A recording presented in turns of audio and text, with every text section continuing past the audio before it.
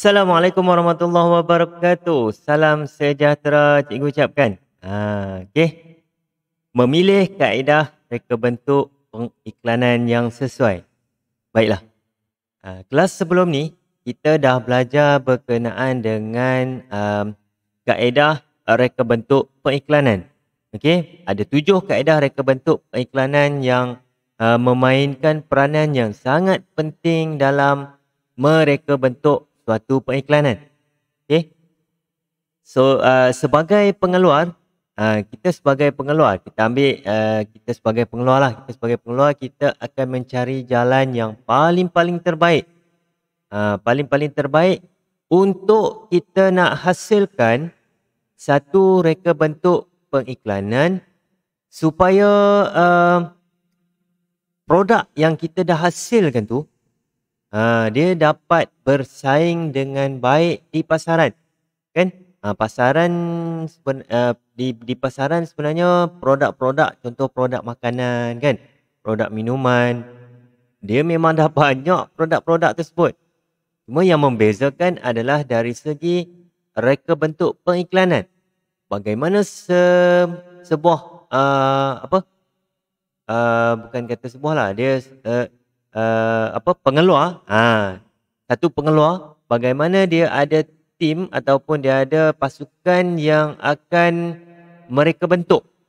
Dia akan mereka bentuk pengiklanan yang paling sesuai, yang paling menarik, yang paling terbaik, yang paling kreatif untuk dia nak tarik perhatian pengguna. Apa pengguna? Orang yang nak belilah. Okey. Jadi ini topik yang akan kita kupas, kita akan bincang pada kelas kali ini bersama dengan saya, Cikgu Hadi bin Ismail, reka bentuk teknologi tingkatan 3 bagi topik reka bentuk pemasaran bab yang ketiga. Sebelum tu jangan lupa untuk subscribe, komen, like dan share. Semoga video-video yang cikgu hasilkan bermanfaat untuk para pelajar. Jangan cakap banyak.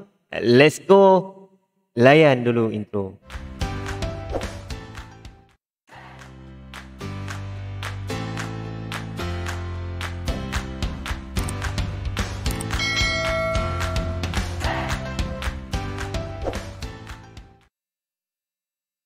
Okey. Ini contoh iklan yang kita boleh jumpa di carian Google lah. Kalau pelajar buat carian Google, sebenarnya banyak iklan-iklan yang kita boleh jumpa.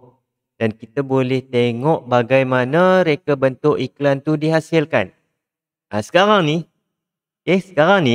bagi 3.14 ni, fokusnya ataupun objektifnya adalah untuk pelajar pilih.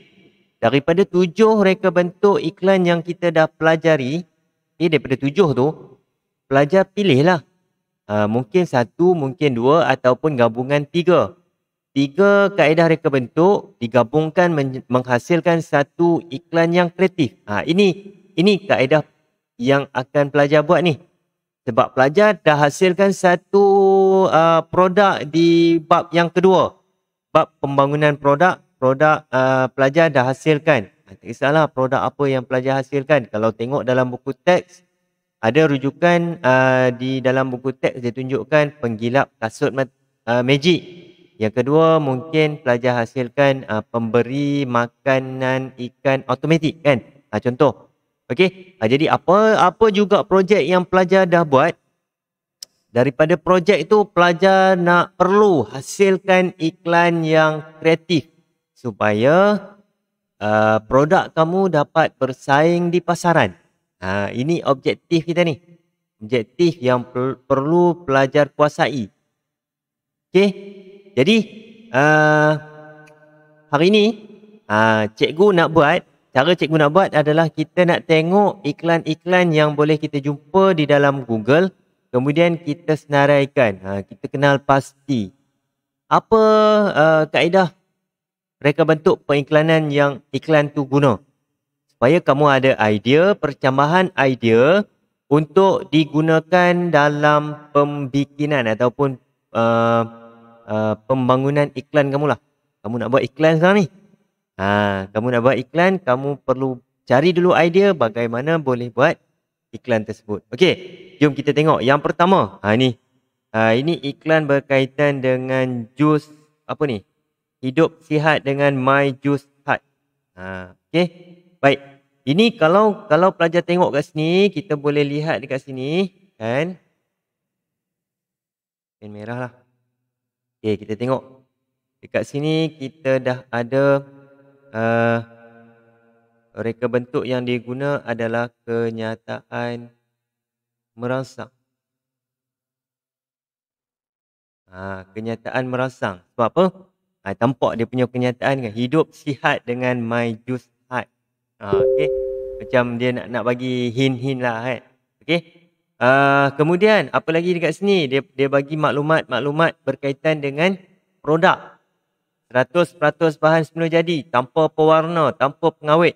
Jadi dekat sini dia lebih kepada kita kata apa? Penyampaian fakta lah. Penyampaian fakta. Penyampaian fakta. Alright. Selain daripada tu, cuba tengok lagi. Ada lagi tak apa benda yang berkaitan dengan produk ni? Kalau nampak dekat sini, cikgu boleh kata dia ada juga matlamat produk. Kenapa matlamat produk? Okey. Sebab matlamat ni dipilih untuk pengeluar ni dia pilih matlamat produk untuk dia nak bagi tahu apa nama? Dia punya matlamat produk ni untuk bagi orang sihat, contoh kan. Ini contoh macam ni dia nak bagi bila minum je ni sebab dia nak mungkin dari segi kesihatan. Ini adalah matlamat produk. Okey. Apa lagi yang ada? Mungkin kita boleh tengok kan latar belakang yang digunakan, latar belakang yang menonjolkan produk. Menonjolkan produk. Okey. Di bahagian bawah ni kita nampak sila hubungi dan apa semua tu adalah penyampaian fakta. Ini antara iklan yang kaedah reka bentuk pengiklanan yang ada pada iklan ni. Okey, kita beralih ke iklan yang kedua. Ini lebih kepada iklan barang-barang keperluan ataupun barang dapur lah kan. Iklan barang dapur ni kalau pelajar boleh perhatikan, okey. Dia yang pertama kalau kita nampak dekat sini, cuba tengok. Dia ada banyak function-function kat sini kan. Dia ceritakan satu persatu secara terperinci. Jadi kalau dekat sini kita boleh kata dia adalah penyampaian fakta. Penyampaian fakta. Okay, iklan ni berkaitan penyampaian fakta. Ceritakan. Nak masak ni macam mana, apa benda yang boleh buat chopping, control, heating, cooking dan sebagainya. Okey. Kemudian dia apa lagi? Ni di bahagian atas ni pelajar boleh nampak ni kan. Nampak. Mega home sale. Ini lebih kepada kenyataan merangsang. Okey, kenyataan merangsang. Bila orang tengok, wah macam tertarik kan. Mega home sale maksudnya sale yang betul-betul mega kan. Okey.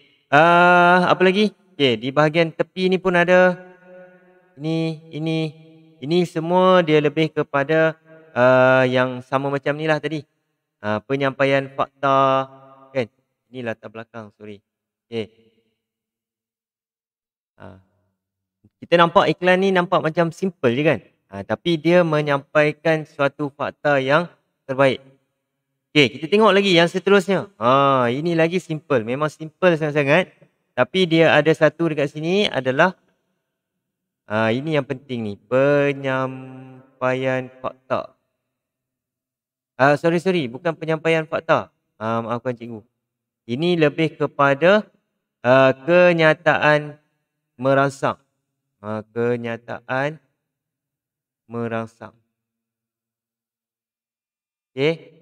Kalau nampak lagi gambar pegun, kemudian di bahagian bawah ni Yakult setiap hari.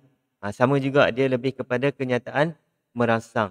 Okey. Dia tak ada pun tepi-tepi yang banyak-banyak kan, matlamat produk apa semua, dia hanya macam ni tapi orang tengok pun, wah ini untuk kebaikan mungkin untuk usus. Maksudnya dia ada matlamat produk. Matlamat produk disampaikan dalam bentuk gambar pun. Okey. Ini antara iklan lagi yang pelajar boleh jumpa di dalam Google. Cikgu mencari di dalam Google, pelajar boleh nampak lah. Ini semua ni macam yang tadi lah. Ada kenyataan merangsang, ada penyampaian fakta, ada matlamat produk kan. Sama juga yang ni pun. Okey. Ini iklan-iklan yang lebih bersifat pegun.